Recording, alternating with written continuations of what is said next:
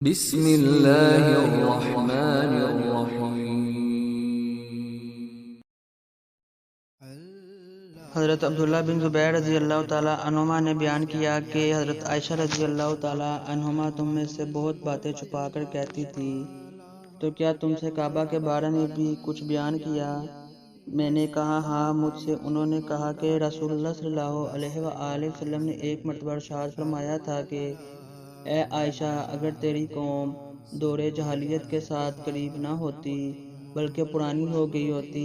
ابن زبیر رضی اللہ تعالیٰ عنہ نے کہا یعنی زمانہ کفر کے ساتھ قریب نہ ہوتی تو میں کعبے کو توڑ دیتا اور اس کے لیے 2 دروازے بنا دیتا، ایک دروازے سے لوگ داخل ہوتے اور دوسرے دروازے سے باہر نکلتے۔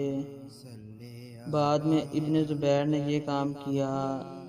صحیح بخاری حدیث نمبر 126۔